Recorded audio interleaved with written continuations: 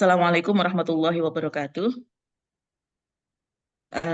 Bismillahirrahmanirrahim. Alhamdulillah rabbil alamin wa bihi nasta'in wa ala umri dunya waddin wa ala alihi wa sahbihi ajma'in amma ba'du. Yang kami hormati seluruh mahasiswa PPG dalam jabatan LPTKYN Kediri yang berbahagia. Pada hari ini kita bersyukur kepada Allah Subhanahu wa taala atas limpahan rahmat, nikmat dan hidayah kepada kita semua sehingga pada malam hari ini kita dapat mensosialisasikan kegiatan. Tak lupa sholawat dan salam semoga tetap terpancar kepada baginda Rasulullah Shallallahu Alaihi Wasallam yang senantiasa kita nantikan syafaatnya via yaumil qiyamah. Bapak Ibu yang kami hormati, sebelumnya kami sampaikan bahwa di PPG ini ada beberapa kegiatan. Kegiatan-kegiatan itu ada yang 18 SKS atau 24 SKS yang berada di kampus yang terstruktur. Di selain itu ada pula kegiatan pembinaan. Nah, kegiatan pembinaan ini ada bermacam-macam, diantaranya adalah kegiatan kepramukaan, kegiatan kewirausahaan, kegiatan kesamaptaan, kemudian kesehatan dan juga pendidikan berasrama. Pada saat ini untuk kegiatan akan kami sampaikan tentang pembinaan kepramukaan. Nah, ini kenapa sih Bapak Ibu guru ini juga diberikan materi tentang pramuka? Ini karena penting sekali. Ini anak-anak di sekolah harus melakukan kegiatan kepramukaan, maka Bapak Ibu guru pun meskipun tidak langsung menjadi pembina pramuka juga harus mengetahui kegiatan kepramukaan. Karena di dalam pramuka itu banyak sekali hal yang bisa kita petik gitu ya. Di antaranya adalah metode kepramukaan.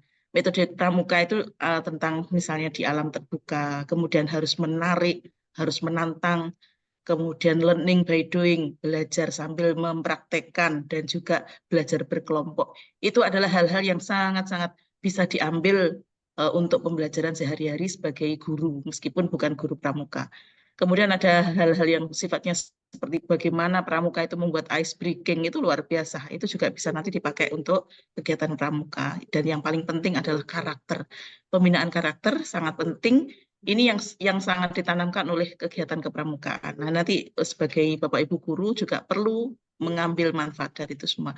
Baik Bapak Ibu, untuk kegiatan kepembinaan kepramukaan ini diwajibkan kepada seluruh mahasiswa PPG untuk mengikuti materi-materi kepramukaan yang nanti akan kami sampaikan pada video-video yang disiapkan. Jadi kami persilahkan setelah ini Bapak Ibu menyaksikan, semoga bisa mengambil manfaat dari ini semua. Terima kasih, kurang lebihnya mohon maaf.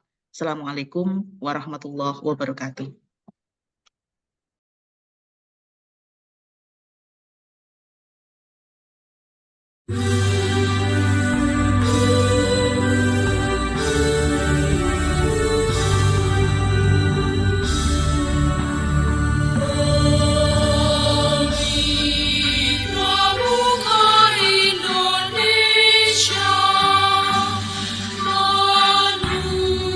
Manusia Pancasila.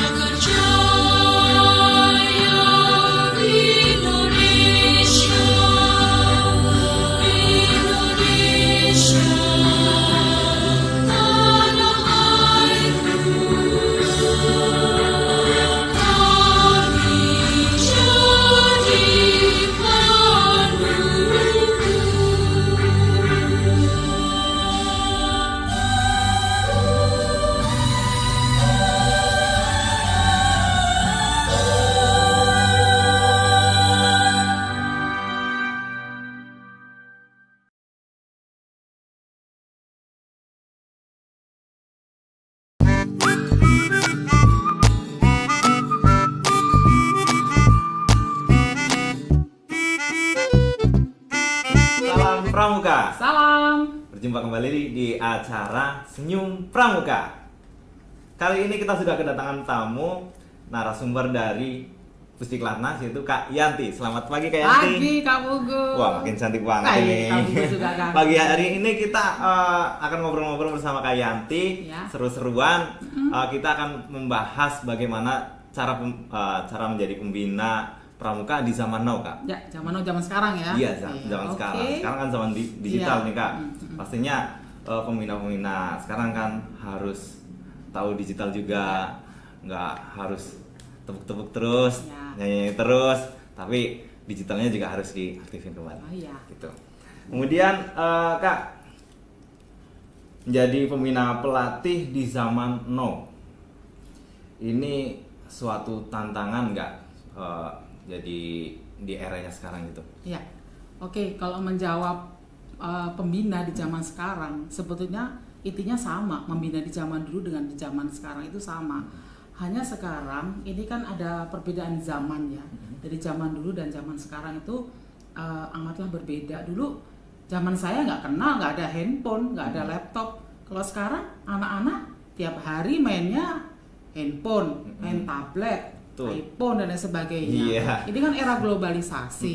Mungkin perbedaannya hanya di era globalisasi ini, era digital yang harus kita seorang pembina juga harus menguasai itu. Betul. Kalau enggak ketinggalan zaman nanti. Kalau sekali. bagaimana polanya sih hampir sama dulu dengan sekarang. Cuman anak-anak sekarang itu kecenderungannya itu kan main itu. Gadget mulu. Itu Iya. yang harus kita juga harus paham. Betul. Apa sih yang dia mainkan bermanfaat tidak untuk dirinya. Harus Itu terus seorang pembina, dimonitoring gitu ya ya? harus ikut juga menguasai itu. Betul. Sahabat Pramuka di seluruh Indonesia juga perlu tahu bahwasanya Kak Yanti ini juga menjadi wakil ketua Pusdiklatnas. Wakil kepala Oh iya, Pusdiklatnas. wakil kepala ya Kak. Kalau di ini kalau di Pusdiklatnas bahasanya kepala bukan ketua ya Kak? Ya, Iya. kepala. Wakil kepala Pusdiklatnas Gerakan Pramuka.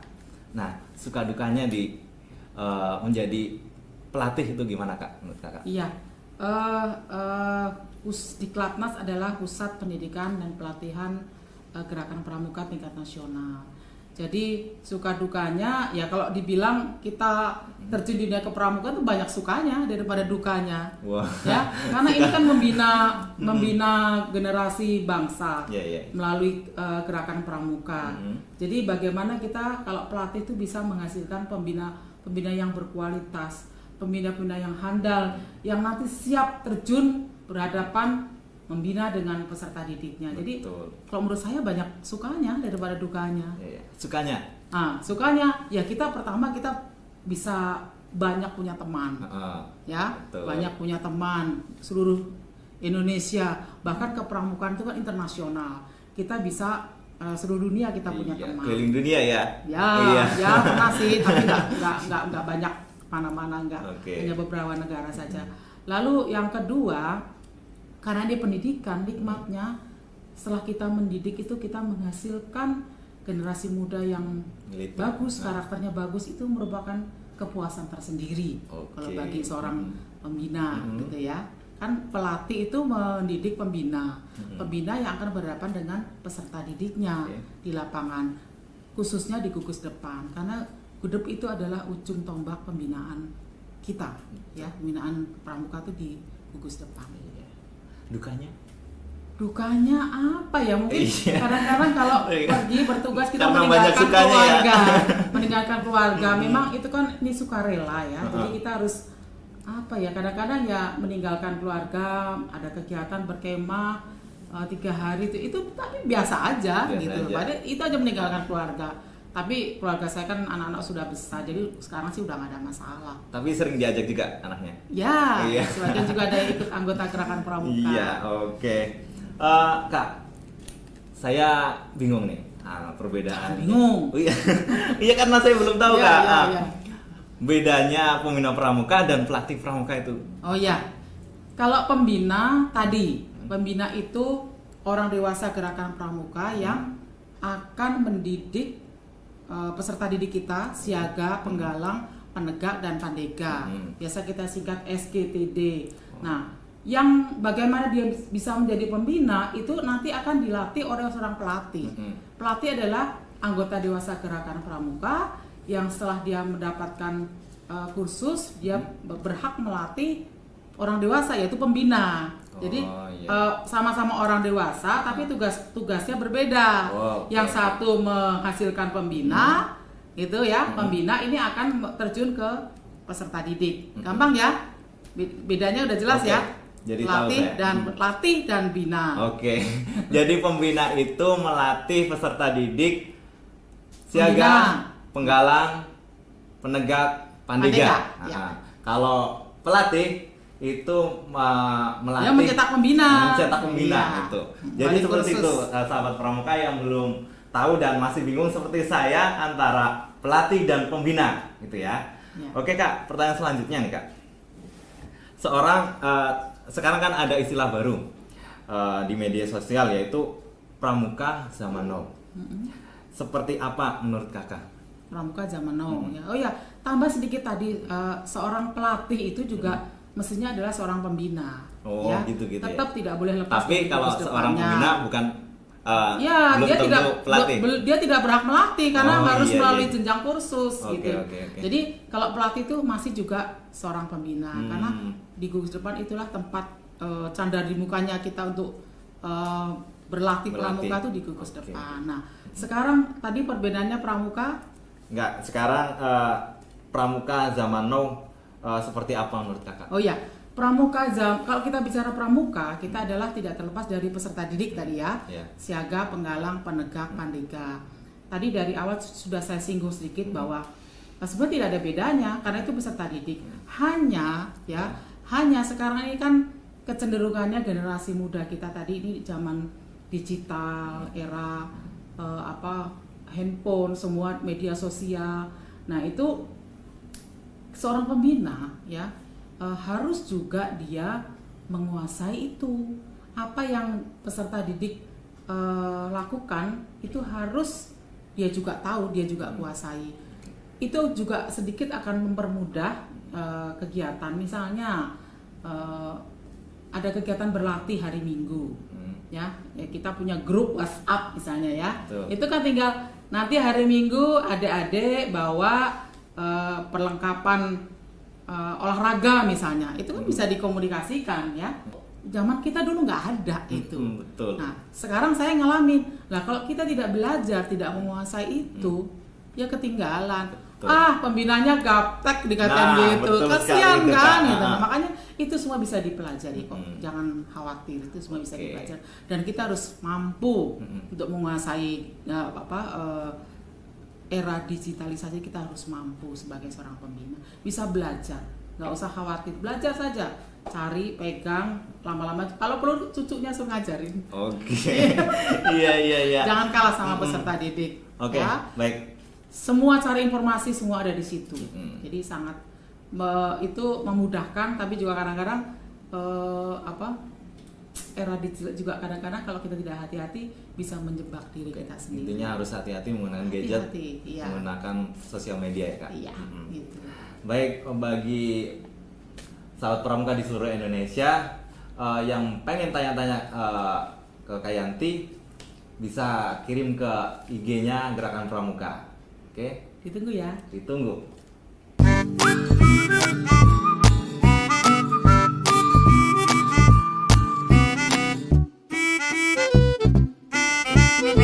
Baik, sudah terkumpul lumayan banyak ini Kak pertanyaan dari netizen. Di antaranya ada Kak Yoga, ada Pramuka SMP 2 Murakaman. Kemudian Kak Aninda, kemudian Ibnu Hakim. Nanti kita ambil beberapa saja ya Kak. Oke. Yang pertama nih Kak, ada yang mau tanya dari Kak Yoga Prasetya. Modal apa saja yang kita perlukan untuk menjadi pembina pramuka di zaman now? Modal ya. Kalau modal seorang pramuka tuh mau di zaman sekarang, zaman dulu tuh intinya hampir sama sebetulnya. Yaitu dia pertama sudah kursus ya, sudah selesai kursus KMD, KML. Paling itu dia sudah mahir. Modal utama dia terampil, memiliki keterampilan yang cukup. Oke. Nah, terkait dengan mungkin scouting skill, dan dia juga harus memiliki kreativitas yang tinggi. Betul. Nah, itu yang istilahnya untuk di kegiatan-kegiatannya. Yang utama sebenarnya dia harus, seorang pembina itu kan dia sukarela, ya. Dia punya prinsip sukarela dulu. Dia senang dengan apa yang dia lakukan. Itu modal yang utama.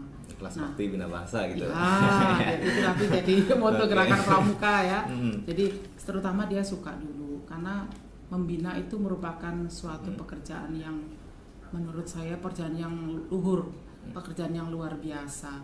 Bagaimana tidak ya, kita tanpa, mungkin ada yang tidak digaji, tapi mereka mau dan mampu membawa anak-anaknya, yang membina anak-anaknya untuk menjadi anak-anak yang berkarakter baik. Itu yang luar biasa. Ya. Sama dengan guru pembina tuh, istilahnya kalau saya juga bisa bilang bahwa dia juga adalah pahlawan. Gitu loh. Baik Kak. Jadi begitu tadi Kak Yoga Prasetya Utama. Nah, udah puas dengan jawabannya Kak Yanti ya. Oke, selanjutnya Kak, ini dari Pramuka SMP Negeri 2 Murakaman 1. Bagaimana cara membangkitkan semangat peserta didik dan cara mempertahankan semangat yang susah diatur? Semangat yang peserta didiknya susah diatur. Wah, itu perlu kenapa kok peserta didik sudah diatur? Jadi pembina juga harus introspeksi diri ya. Mungkin kegiatannya dilakukan secara massal. Itu kegiatan di gugus depannya mungkin. Iya, gugus depan ya, mungkin nggak tahu siaga atau penggalang ya. Jadi itu kalau kegiatannya massal, pembinanya hanya beberapa orang, agak sulit. Jadi harus dibuat per golongan ya. Lalu bisa ada siaga, ada penggalang. Di sini dibuat lagi barung dan pasukan. Nah, masing-masing nanti kan ada pemimpin barung, ada pemimpin pasukan. Nah, ketika kita memberi instruksi pembina itu nggak perlu teriak-teriak, gunakan alat peluit misalnya, ya. Ada nada panggilan, nada berkumpul, mungkin pembina-pembina sudah tahu. Jadi gunakan, manfaatkan kegiatan itu. Lalu yang selanjutnya, sebetulnya karakter peserta didik karena belum terbentuk, memang agak kecenderungan agak sulit diatur. Itu tantangan buat kita sebagai pembina. Dengan kita latih dia menjadi di kepramukaan, insya Allah mereka akan menjadi manusia yang baik. Jadi nggak usah takut. Kak siapa tadi? Dari Pramuka SMP Negeri 2 Murakaman. Ya, banyak sekali metode kepramukaan yang bisa kita jalin, di antara dari sistem bergu, ya, kegiatan menarik menantang, itu diantaranya. Nanti bisa kita kupas lagi. Oke. Selanjutnya ada yang mau curhat nih Kak. Oke. Dari Kak Ninda ya. Bagaimana Kak cara mengambil tindakan dalam menghadapi anak didik yang selalu susah diatur kalau saat mau melakukan upacara latihan pramuka? Soalnya saya dan teman-teman sering kewalahan, bahkan sampai kehabisan suara karena teriak-teriak mengatur mereka berbaris Kak. Untuk anak tingkat SD Kak, berarti siaga ini Kak. Oh ya, baik. Hai Kak Nindya. Jadi tidak perlu khawatir. Jadi memang karakter peserta didik kita tuh kan bermacam-macam ya. Jadi tidak usah khawatir. Kita gunakan sarana yang ada, misalnya ada peluit. Jadi gunakan juga sistem bergu atau berkelompok. Karena di SD mungkin ada siaga dan ada penggalang. Gunakan peluit ketika akan berkumpul. Gunakan peluit. Ada kode panggilannya, ada kode berkumpul, manggil pemimpin regu. Saya rasa kakak sudah tahu, sudah paham. Nah, itu gunakan. Lalu bentuk pasukan, bentuk barung, dan tentu latihan juga berbeda. Upacaranya harus berbeda karena upacara siaga dan upacara penggalang itu pembukaan latihannya berbeda. Nah, itu harus dipisah gitu. Jadi jangan siaga sama penggalang sama-sama upacaranya. Jadi intinya sebetulnya bagaimana kita Kak bisa mengendalikan peserta didik kita. Jadi intinya anak-anak nanti insya Allah setelah ikut latihan terus, mereka akan menjadi manusia yang baik ya, terutama nanti meningkat disiplinnya, itu harus kita yakini Kak. Jadi nggak usah khawatir Kak Nindya ya, semangat terus. Nah itu Kak Ninda ya, jadi nggak usah panik, nggak usah khawatir lagi ya Kak. Karena tadi sudah dijawab, mudah-mudahan nanti hidup Kakak juga makin mudah diaturnya ya Kak. Baik, selanjutnya Kak, ini ada lagi dari Ibnu Hakim 11 ya. Apa manfaatnya menjadi pembina zaman now dan bagaimana caranya? Ya, menjadi pembina zaman now lagi ya. Oke. Jadi pembina zaman sekarang itu tuntutannya memang lebih besar ya. Kalau dulu kan zaman saya jadi peserta didik kan kita nurut banget sama pembinanya ya. Kalau anak-anak sekarang kan sudah era digital, kita menghadapi generasi Z kalau orang bilang. Itu generasi yang memang sekarang semua serba tadi menggunakan gadget, tablet, kemana-mana bawa handphone, ya komunikasi. Terus mereka juga senangnya bermain media sosial. Jadi kita juga sebagai pembina, misalnya pembina zaman saya dulu belum ada, kita juga harus belajar. Kita harus menyesuaikan diri dengan peserta didik kita, karena mereka itu kan kecenderungan sekarang tadi itu. Mereka zaman Z ini zaman semua serba digital. Tadi saya bilang. Jadi mereka juga kecenderungan individual. Ya tadi senang bermain medsos, senang berbagi dengan temannya. Kadang-kadang kita lihat ada anak muda di pojokan main. Nah, itu sekarang kecenderungan seperti itu. Nah, bagaimana kita bisa memanfaatkan teknologi itu untuk kita berdayakan, kita masukkan dalam kegiatan pramuka. Banyak sekali, misalnya kita anak-anak pramuka kita sekarang sudah bisa merakit robot misalnya. Itu kan zaman dulu boro-boro robot. Telepon aja kita masih pakai telepon yang kering gitu kan. Nah, sekarang anak bayi aja sudah bisa main gadget sekarang kan. Nah, jangan sampai kita ketinggalan. Paling tidak apa yang ada di zaman internet ini kita juga ngerti, kita juga paham, dan kita jangan sampai ketinggalan gaptek lah istilahnya, gagap teknologi gitu. Aduh, minum nih. Baik, tadi manfaatnya itu cukup luas juga ya buat Kak Ibnu Hakim. Kemudian satu lagi ini Kak dari Kak Ican. Ini pertanyaan terakhir Kak Yanti, selama menjadi pembina pramuka itu sudah berapa tahun jadi pembina? Berapa tahun ya? Kayaknya 30 tahun lebih deh ada. Saya kursus mahir dasar sekitar tahun 85. Jadi dapat mahir itu sekitar tahun 90. Jadi 5 tahun setelah KML. Dulu kan bukan ijazah bentuknya, dulu sertifikat. Setelah itu kita ada pemantapan. Kita dilantik lagi menjadi pembina mahir penggalang, itu baru dapat ijazah.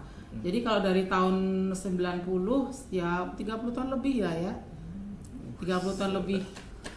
Lama sekali. Nah, itu banyak sekali suka dukanya. Ya kalau sekarang sih mungkin setelah 2011 2016 saya itu juga menjadi pembina Ticket to Life. Itu pembina yang anak-anak jalan itu di pramukaan, itu luar biasa itu. Ya, banyak sekali suka dukanya, dan mereka akhirnya setelah mereka kita pramukakan, kita jadikan pramuka, karakternya bisa menjadi lebih baik. Itu merupakan kepuasan, kebanggaan tersendiri buat saya. Oke, tentunya sudah banyak didikannya Kak Yanti yang sekarang sudah menjadi kader-kader militan ya Kak. Seperti itu. Militan, enggak ya.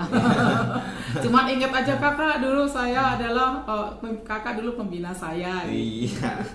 Oke.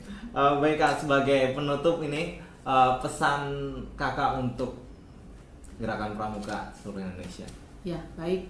Untuk kakak-kakak pembina di seluruh Indonesia, teruslah berinovasi, tetap pertahankan nilai-nilai kepramukaan, lalu tetap pertahankan atau lakukan juga prinsip dasar dan metode kepramukaan, berinovasi, berkreasi, jangan takut salah, dan teruslah membina. Mudah-mudahan dengan membina kita nanti hidup bahagia dan mati pun bahagia, insya Allah. Oke, demikian tadi obrolan kita bersama Kak Yanti. wakil kepala ya Kak, wakil kepala Pusdiklatnas Gerakan Pramuka. Semoga obrolan-obrolan tadi bermanfaat buat kakak di seluruh Indonesia. Kami akhiri dan salam Pramuka. Salam.